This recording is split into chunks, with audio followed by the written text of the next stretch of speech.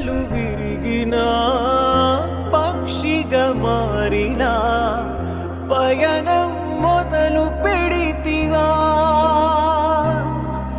ఆ తాళి బొట్టుకే తలొంచి నీవిలా నీ వారి నొదిలిలా నిషేధివైతివా ఈ విషపు నాగులా నట్టింట నీవెలా నువ్వేళ్ళ కాపురం చేస్తావు ప్రాణమా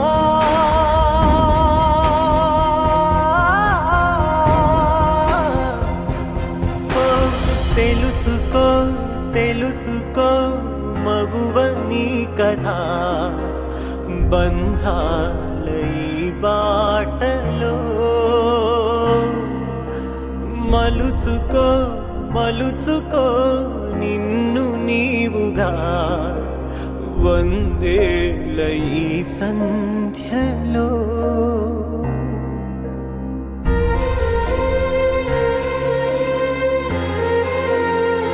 అమ్మా అమ్మా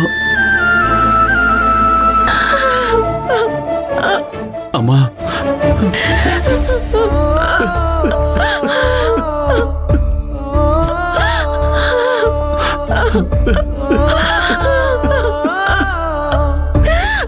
అమ్మా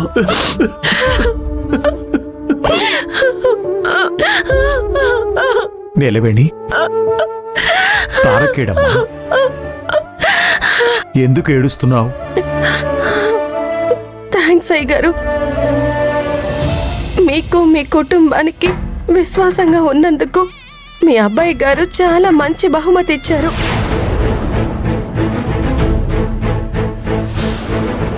పద పద తొందరగా పద.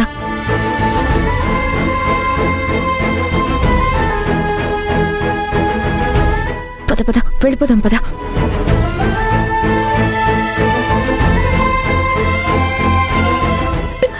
ఇప్పటి వరకు మమ్మల్ని చూసుకున్నందుకు థ్యాంక్స్ అయ్య గారు. ఇక మమ్మల్ని వదిలేయండి, మేము వెళ్ళిపోతాం. మీ తోటలోనే కాదు, మీ ఊళ్ళోనే కాదు, ఇంకెక్కడికైనా దూరంగా వెళ్ళిపోతాం. నీలవేణి, నన్ను నా కుటుంబాన్ని క్షమించమ్మా.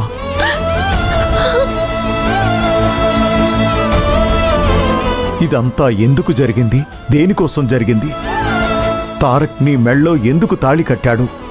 అసలు అర్థం కావడం లేదమ్మా. కానీ దీనంతటికీ వెనకాల ఏదో ఒక కారణం ఉంటుందని మాత్రం అర్థమవుతోంది. మాకేది అర్థం అవ్వాల్సిన అవసరం లేదు, తెలియాల్సిన అవసరం లేదు. మమ్మల్ని వదిలేయండి అయ్య గారు, మేము వెళ్ళిపోతాం.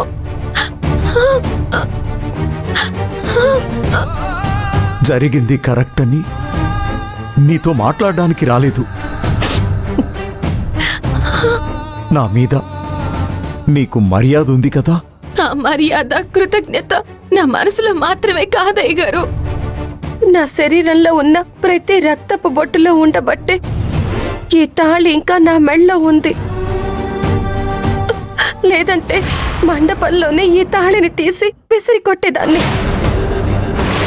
అక్కడికి ఆ మినిస్టర్ ఫ్యామిలీ ముందు అవమానంతో నిలబడున్న మీకు మీ కుటుంబానికి మళ్ళీ మరో అవమానం జరగకూడదని నేను మౌనంగా నిలబడ్డాను. ఏ ఒక్కరోజు మీ అబ్బాయిని నేను ఆ దృష్టితో చూసిందే లేదు.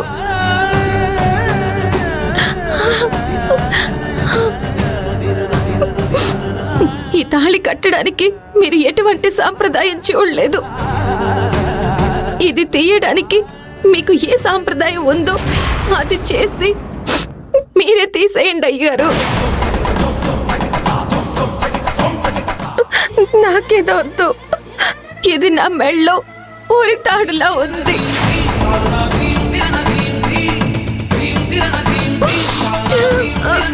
చూడమ్మా, నీ మనసు పడ్డ బాధ నాకు అర్థమవుతోంది. మీ కొడుక్కి అర్థం కావడం లేదయ్యా. ఇలాంటి ఒక పెద్ద తప్పు చేసి ఎలాంటి బాధ లేకుండా ఆయన ఎలా ఉండగలుగుతున్నారు?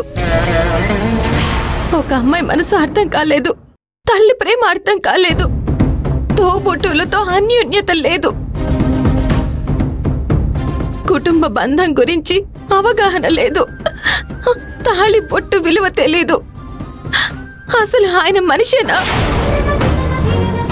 ఈ ఇంటిని గుడిగాను మిమ్మల్ని దేవుడుగాను అనుకోవడం తప్పేనయ్యా, మా తప్పే. నా జీవితం పాడైనందుకు నాకు బాధ లేదయ్యా. నా చెల్లెళ్ళు ఏం తప్పు చేశారు? రేపు వాళ్ళకంటూ ఎవరున్నారు? ఇదేది కూడా మీ అబ్బాయి ఆలోచించలేదు. మీ కొడుక్కి వాళ్ళ అమ్మ నచ్చలేదంట, అందుకు నాకు తాళి కట్టేశాడు. మీ కొడుక్కి వాళ్ళ అమ్మకి మధ్య ఉన్న గొడవ కోసం ఎందుకయ్య గారు నా మెళ్ళ ఉరితాడు వేయాలి? అదే మండపంలో నుంచుని మరో డబ్బు నా అమ్మాయి మెళ్ళ తాళి కట్టుండొచ్చు కదా. ఎందుకు నా మెళ్ళ తాళి కట్టాలి? ఎందుకంటే మాకంటూ ఎవరు లేరని. అలా అనకమ్మా నీలవేణి. ప్రమాణం పూర్తిగా చెప్తున్నాను, నీ ఓర్పు నీ సహనం నాకు లేదమ్మా. నా కొడుకు నిన్ను మంటల్లోనే నిలబెట్టేశాడు. అది దాటి బయటికెళ్లాలని నువ్వు చూస్తున్నావు. ఆ మంటని ఆర్పేసి బయటికి వెళ్ళమని నేనంటున్నాను. నేను ఇద్దరు అమ్మాయిల్ని కన్నానమ్మా. నిన్ను నా కూతుర్లానే చూస్తున్నాను. నేను చెప్పేది కొంచెం వినమ్మా.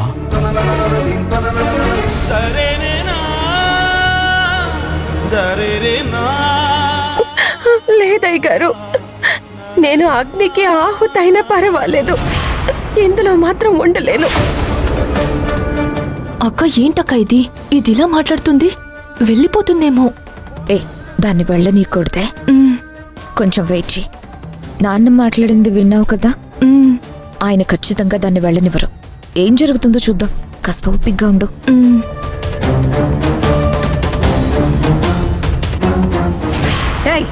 ఎక్కడే అది? ఎక్కడే అది? ఎక్కడా? బయలుదేరిందా లేదా? అమ్మా ఇప్పుడే కదమ్మా చెప్పాను, కొంచెం వెయిట్ చేయమ్మా. ఎవరి కోసం వెయిట్ చేయాలి? ఎవరి కోసం? దానికోసం, ఏమీ లేని దానికోసం నేను వెయిట్ చేయాలా? నేనే వెళ్ళి దాన్ని పంపించేస్తాను. అమ్మా చెప్పేది వినమ్మా.